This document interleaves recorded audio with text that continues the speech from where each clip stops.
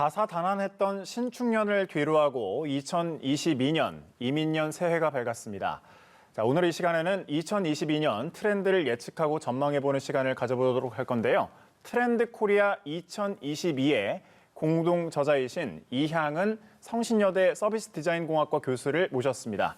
자, 어서 오십시오. 네, 안녕하세요. 교수님 새해 복 많이 받으십시오. 새해 복 많이 받으십시오. 자, 2022년이 이민년, 검은 호랑이의 해입니다. 네. 아무래도 교수님께서 계속해서 연구를 하고 계실 텐데 연구팀에서 주목하고 있는 2022년에 상징적인 트렌드가 있다면 어떤 게 있을까요?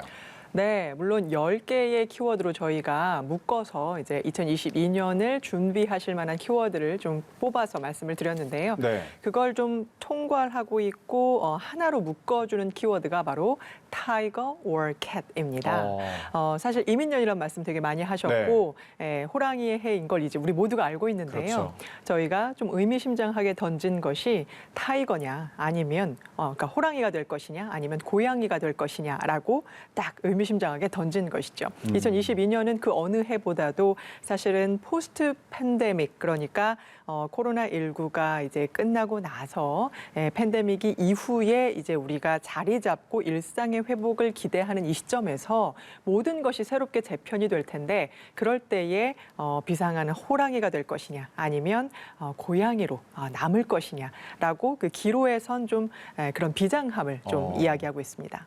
호랑이는 좋은 의미겠죠? 네, 고양이는 네, 상대적으로 그렇죠. 조금 약한 의미이고. 네, 물론 요즘 고양이 키우시는 분들이 너무 많아서 조금 반감이 있으신 분들도 계시겠지만 사실 호랑이는 누가 봐도 맹수이고 이제 웅비하는 호랑이의 기운찬 그런 희망을 좀 갖자라는 의미에서 저희가 이런 키워드를 만들어봤습니다. 네, 코로나19 시대를 맞아서 저희는 뭐 비대면 수업도 하고 재택근무도 하고 약간 일상이 변했잖아요. 그런데 조금 전 교수님께서 2022년 포스트 코로나 시대라고 얘기를 하셨는데 올해는 좀 이전의 생활로 돌아갈 수 있을까요? 어떻게 보시나요? 네, 물론 아직까지 우리가 오미크론으로 굉장히 어려운 시간을 보내고 있습니다. 뭐 제가 의학적으로 말씀드릴 것은 아니지만 분명히 우리는 지난 2년간 코로나 시대를 겪으면서 어려움 속에서도 일상을 돌아가게 하기 위한 수많은 기질들을 보였습니다. 이제는 포스트 팬데믹을 준비해야 할 때이고 2022년은 코로나 완전 이전에 있었던 것들과 그리고 코로나 기간 2년 동안 우리가 그 안에서 새로 만들었던 질서, 그때 서로 좋았던 것들을 쏙쏙 뽑아서 아예 포스트 팬데믹, 그러니까 전혀 새로워진 2022년 팬데믹이 다 지나고 난 그 이후의 시간을 준비해야 하는 그런 시간이 올 것이다. 일상의 회복과 그다음에 더 좋았던 것들을 가지고서 새롭게 재편될 것이다. 이렇게 예측하고 있습니다. 네, 사실 뭐 안 좋은 점이 많긴 했지만 좋은 점도 또 있었으니까 장점만 뽑아내면 좋겠네요. 네. 그런데 아무래도 이 코로나 시대다 보니까 공동체 의식이 많이 약해졌다는 느낌을 아마 많은 분들이 받고 있을 것 같아요. 그런데 이런 취향의 세분화라든지 이런 것도 하나의 트렌드가 되어가고 있다는 이야기가 있더라고요. 네, 가장 큰 키워드로 저희가 이야기를 하는 것이 바로 나노 사회라는 것이거든요. 이 나노 사회라는 단어를 들으면 어떤 느낌이 드시는지 모르겠어요. 일단 사회는 공동체인데 나노는 굉장히 10억분의 1을 의미하는 아주 작은 단위잖아요. 공동체가 쪼개지고 있고 파편화되고 있음을 이야기하는 겁니다. 지금 앵커님 말씀 주셨지만 요즘 OTT 서비스의 상당한 발달. 잘 보시면 똑같은 보디가드라는 영화를 찾아도 어떤 사람은 케빈 코스트너를 좋아하는 사람이라서 그 사람이 찍었던 영화들과 함께 추천을 해주는가 하면 어떤 사람은 위트니 휴스턴의 노래를 좋아하는 사람이라서 그런 취향의 사람들과 함께 보여준다던가 이런 식으로 취향이 세분화돼서 그 사람에 맞는 무언가를 해주려고 하는 이런 것들이 OTT 서비스뿐만이 아니라 모든 산업 전반에서 취향의 세분화 그리고 소비자를 굉장히 커스터마이징 한다고 하죠. 그러니까 맞춤화 하려는 움직임들이 많아지면서 점점 이런 서비스에 길들여져 가고 그다음에 내가 들어간 소속되어 있는 공동체는 계속해서 작아지고 내가 들어가고 싶고 듣고 싶은 이야기만 듣고 이런 현상들이 좀 많아지면서 이런 현상을 우리는 파편 사회의 모습, 나노 사회다 이렇게 이야기를 하고 있습니다. 결국에는 뭐 끼리끼리 모이게 된다라는 말씀을 해주신 것 같은데 저희가 뭐 사실 보다 보면 유튜브라는 것도 어쨌든 검색을 하면 그 검색어에 맞는 내용이 계속해서 추천이 되고 맞습니다. 말씀하신 OTT도 약간 그렇게 되는 느낌입니다. 과거에는 보면 저희가 뭐 TV라든지 그런 거 보면 어쨌든 다양한 프로그램을 접할 수 있었는데 요즘은 계속해서 이런 네. 좀 편협해질 수 있는 그런 문화만 접하게 되는 것 같은데 네, 어떤 예. 맞습니다. 이제 그런 걸 이제 뭐 확증 편향이다라고도 이야기를 합니다. 그러니까 내가 여기에 관심이 있으니까 모든 서비스가 나에게 거기에 관심이 있는 것들만 계속 제공을 해주는 거죠. 그러다 보면 마치 내가 좋아하는 것만 먹고 이렇게 편식을 하는 것과 네. 같은 그런 결과를 초래할 수도 있는데요. 그렇기 때문에 아무래도 이 나노 사회라는 것이 취향의 세분화나 아니면 어떤 이렇게 뭐 끼리끼리라는 것을 너무 나쁘게만 보지 않을 수 있는 그럴 수 있는 공동체의 힘, 그러니까 세분화된 공동체들 속에서 특화된 힘을 가질 수 있는 이런 쪽으로 좀 승화를 시키고 진화가 되어야 할 것이다라고 저희는 바라보고 있습니다. 다름이 틀림이 아니다. 뭐 이런 말씀이신 거죠? 네, 예. 맞습니다. 저희 또 코로나 시대에 보면 이런 단어가 또 많이 들리더라고요. 보복 소비. 네. 예. 보복하듯이 돈을 막 써버린다라는 그런 의미인데 네. 이게 뭐 요즘 보면 명품 매장도 사람들이 사실 뭐 돈이 없어도 네. 일부러 가서 줄을 서고 심지어 그 명품이 없어서 못 판다는 네. 얘기도 있더라고요. 네. 이것도 하나의 트렌드인가요? 네, 뭐 보복 예. 소비라는 말씀도 주셨고 사실은 그렇게 여기저기서 누구나 다 한다고 하니까 내가 안 하면 왠지 뒤처질 것 같은 이 포모 증후군이라고 하는데요. 이 포모 증후군에 걸려 있는 많은 현대인들이 남들 다 그렇게 하는데 나도 이 대열에 빨리 올라타지 않으면 뭔가 도태될 것 같다. 이런 생각을 하기도 하고 그리고 실제로 굉장히 운신의 폭이 좁아지고 많은 활동을 못하고 사람들을 만나지 못하고 하면서 아무래도 무언가를 할 때 소비로밖에 나의 이 존재감을 네. 표출할 수 없게 된다라는 생각을 하다 보니 보복 소비로서 좀 이렇게 억눌려져 있었던 소비 욕망을 좀 표출하고 그리고 아까 이제 명품 매장에 줄 서는 거 말씀하셨는데 그건 사실 꼭 내가 쓰려고만 사는 건 아니다라는 건데요. 굉장히 다양한 측면에서 이 보복 소비를 바라봐야 하는데 돈을 쓰는 것에 대한 즐거움, 그 다음에 내가 무언가를 손에 이렇게 줄 서서 없는 거를 손에 넣었다라는 네. 득템력이라고 하죠. 뭔가를 내가 손에 넣었어라고 하는 성취감, 그리고 그것을 잘 가지고 있다가 리셀을 한다거나 아니면 어디 뭐 중고시장에 내놓는다거나 하면서 거기서 시세 차익을 볼 수 있는 이런 것까지 사실은 명품 소비를 하나 하는 데에도 굉장히 다양한 이유가 존재하고 있다. 그래서 이 소비를 어떻게 그냥 이럴 것이다. 라고만 보면 안 되고 굉장히 다각적으로 분석을 하지 않으면 안 되는 굉장히 복잡한 소비 시장이 된 것 같습니다. 명품 소비도 일종의 투자가 될 수 있겠네요. 저는 네. 사실 뭐 그런 부분은 처음 들어봐서. 네, 네. 그런데 이제 뭐 말씀처럼 많은 사람들이 한다고 하니까 같이 따라가는 부분에는 투자도 있습니다. 주식도 그렇고 네. NFT, 뭐 요즘 가상화폐. 사실 짧은 기간에 굉장히 뭐 1000%, 네. 뭐 심지어 10,000%의 수익을 얻었다. 이런 그 말이 많다 보니까 이 노동의 가치가 좀 변하는 거 아닐까 싶은 생각도 들어요.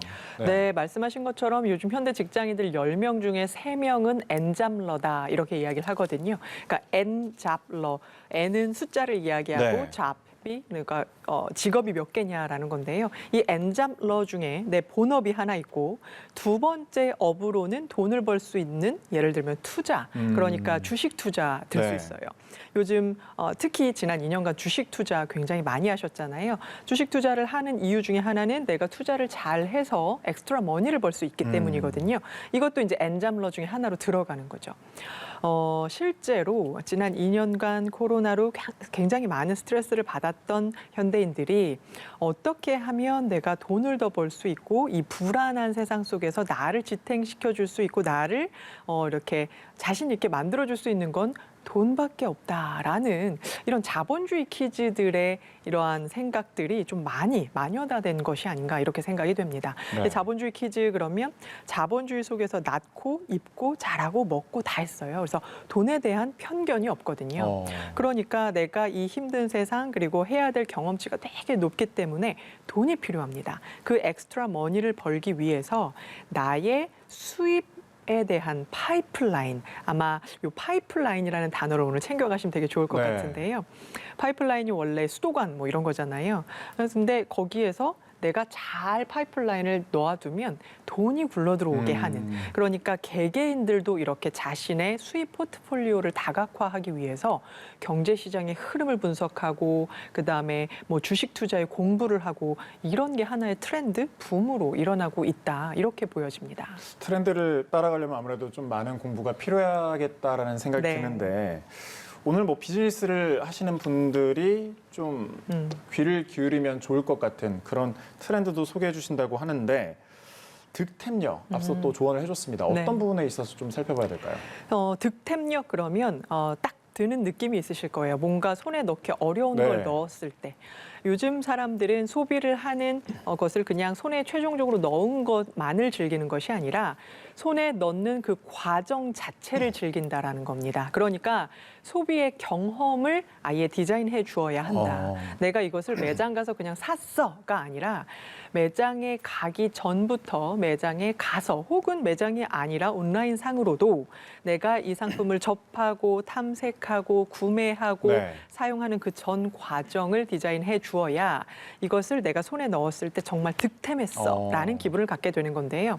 사실은 마케팅에서 상당히 많이 나온 네. 이미 많이 하고 있는 법이기도 합니다.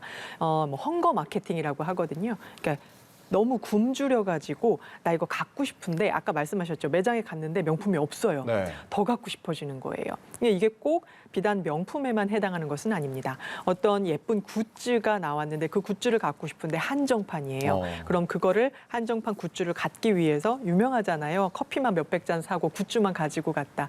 뭐 이런 식으로 어떻게 하면 내가 저걸 꼭 손에 넣고 싶게 할 것인가. 그런데 거기에는 운도 따라줘야 되고요. 또 인맥도 따라줘야 되고요. 그다음에 트렌드를 읽을 줄 아는 이 트렌드 리터러시라고 하죠. 트렌드를 알아볼 줄 아는 그런 기본적인 소양 이런 것까지 있어야 그것을 비로소 내가 손에 넣을 수 있는 기쁨을 가질 수 있다. 그리고 그 과정을 다 공개를 합니다. SNS나 이런 데 네. 공유를 해서 사람들로 하여금 그 득템하는 과정 자체를 하나의 놀이문화로 만드는 이것을 바로 득템력이라고 하고 이제 비즈니스 하시는 분들이나 기업에는 이 득템하는 과정 자체를 설계하고 경험을 디자인하셔라라고 말씀을 드리고 싶습니다. 어떻게 보면 심리를 좀 자극하는 부분이 맞습니다. 있겠네요. 네.